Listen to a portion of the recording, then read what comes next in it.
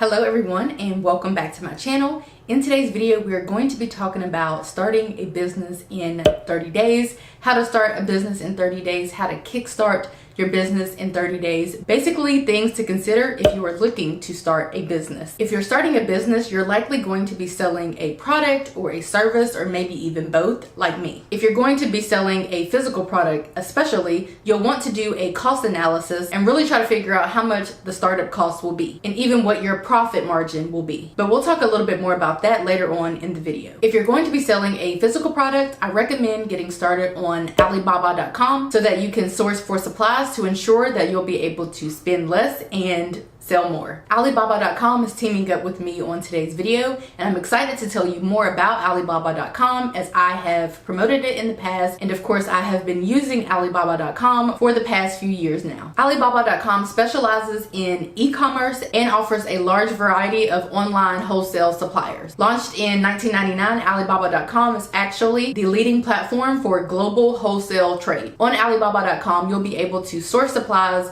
and to choose a supplier that's right for you and your business. My business partner and I have used Alibaba.com for years, and when needing to purchase bulk items to distribute or sell, Alibaba.com is the way to go. Some of the items that we've sourced through Alibaba.com include wine tumblers, lanyards, and more. Now would be a good time to get started on Alibaba.com, actually, because their Super September event is happening now and is here, and it is their biggest annual promotion where global business buyers and sellers can stock up on new inventory ahead of the holidays and try out new services on the Alibaba.com platform for the lowest prices all year. That includes discounts on the newly launched drop shipping and DDP solutions with the highest discounts of up to 40% off. Now, if you don't want your supplies shipped to you so that you can sell and distribute them yourself, drop shipping might be a method to explore. Drop shipping is a fulfillment method where the store doesn't actually keep the product that it sells in stock. Instead, the seller purchases the items from a third-party supplier, and then the products are shipped directly to the customer. As a result, the seller doesn't have to handle the product directly. If this is of interest to you, all you'll have to do is create a free buyer account on Alibaba.com, then browse or search products in the Alibaba.com drop shipping center. Once a customer has placed an order at your store, your supplier on Alibaba.com will automatically receive the order information, fulfill and deliver the order to your customer. And the tracking info will be updated for you and for your customer. Again, this takes you out of having to do that manual work and may be something to explore. If you have any questions, do not hesitate to leave them down below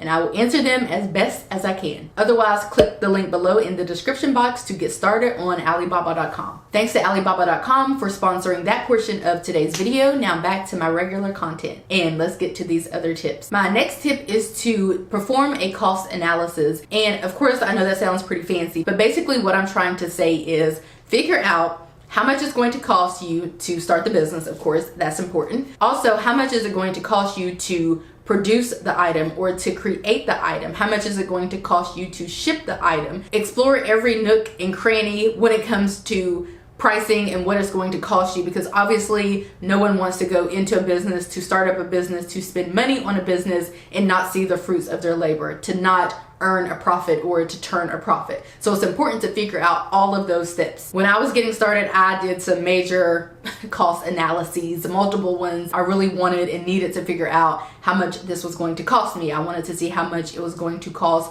to actually ship the item. So I got my packaging in, I got my product in, I weighed it to see how much it would cost. Sometimes you can check these things through mail carriers' websites, or you may have to go to the store to have them to weigh it to see exactly how much it was going to cost. Therefore, you know how much you need to charge for shipping.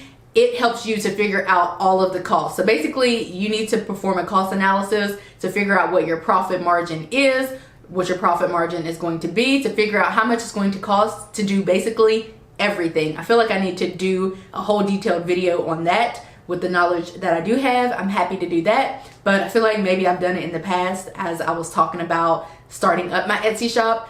Not really sure, but definitely that needs to take place very quickly, and typically that can't really take place until you know exactly what it is that you're going to be selling. My next tip is to go ahead and start branding your company. Maybe you're waiting for your product to come in. Whatever the case is, go ahead and start branding your company and establishing an online presence. So that might be creating a website. Obviously, that's going to be super important unless you're going to sell on like Etsy or something like that. So go ahead and create your website. Go ahead and open up your store and figure out the ins and outs of how customers are going to pay, how you're going to receive the payment. That might be getting started on YouTube or Instagram or TikTok or creating a Facebook page. Go ahead and start branding your company. Like I said, whether that's these are great things to do while you're waiting for your actual product to come in, because sometimes you might order samples or what have you, and then you have to wait for your actual big bulk. So these are perfect things to be doing while you prepare for launch day. Another tip that I recommend is going ahead and figuring out your bookkeeping strategy.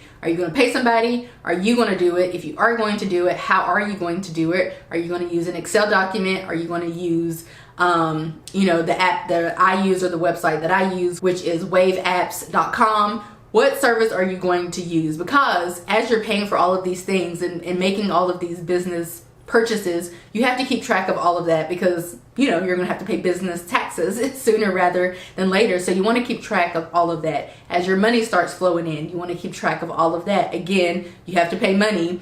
You have to pay your business taxes. Everybody knows that. So you might not know how much exactly it's going to be. That might be a little difficult to figure out in the beginning anyway, but you definitely want to make sure that you are doing that from the very beginning, because you don't want to be 3 months in, a year in, and you've made 2 million business purchases, or you've brought in a whole bunch of money and you haven't tracked all of that. It's just going to be a headache whenever it comes time to actually file your taxes. Another amazing reason why it is worth going ahead and tracking all of this stuff is so that you can continue to perform these cost analyses and continue to track how much money you're bringing in and how much money you're spending. Because truth be told, when you are getting started, you might not come out of the red for some time. It might not be an overnight thing. You might not sell out. You might not sell how you are intending. So it might take some months to ensure that you are coming out of the red and that you're actually turning a profit, which is the whole point of having a business. That's actually how you qualify